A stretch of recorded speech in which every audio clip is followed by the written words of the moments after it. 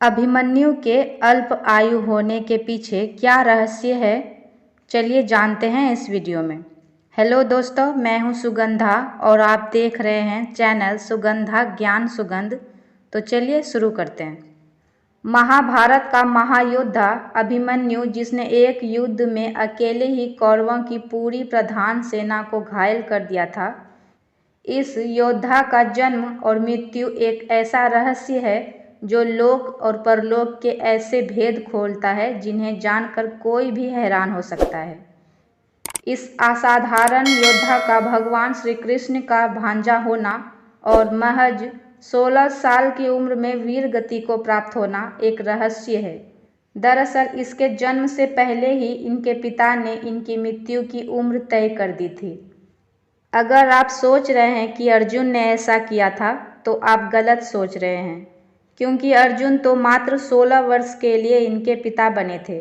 इनके असली पिता यानी मूल पिता तो कोई और ही थे, जिनके प्रेम की वजह से अभिमन्यु अल्प आयु पैदा हुए थे। अभिमन्यु के बारे में ऐसी कथा है कि यह पूर्व जन्म में भगवान श्री कृष्ण के शत्रु थे। इनका जन्म भगवान शिव के वरदान स्वरूप हुआ था।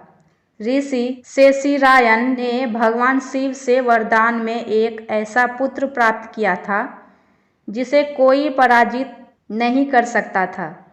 शेषिरायन ऋषि का पुत्र कालियावन कहलाया, जिसके विषय में आप सब जानते ही हैं कि राजा मुचकंद की नज़र कालियावन पर पड़ते ही वह जलकर भस्म हो गया था।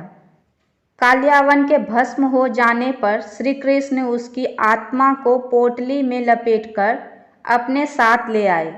एक दिन सुभद्रा की नज़र उस पोटली पर पड़ गई जिसमें कालियावन की आत्मा बंधी थी। उत्सुकतावश सुभद्रा ने उस पोटली को खोल दिया और कालियावन की आत्मा सुभद्रा के गर्भ में समा गई। यही कालियावन भगवान श्री कृष्ण का भांजा अभिमन्यु हुआ। जबकि अभिमन्यु के अल्प आयु को लेकर एक अन्य कथा महाभारत में मिलती है। पृथ्वी पर धर्म की स्थापना करने के लिए भगवान श्री कृष्ण अवतार लेने वाले थे। तब सभी देव देवताओं से इसमें योगदान करने के लिए कहा गया। सभी देवी देवता इसके लिए तैयार हो गए। कुछ देवता स्वयं मनुष्य बनकर धरती पर अवतरित हुए तो कुछ ने अपने पुत्रों को भेजा। चंद्रदेव से कहा गया कि वह अपने पुत्र वर्चा को पृथ्वी पर अवतरित होने की आज्ञा दे।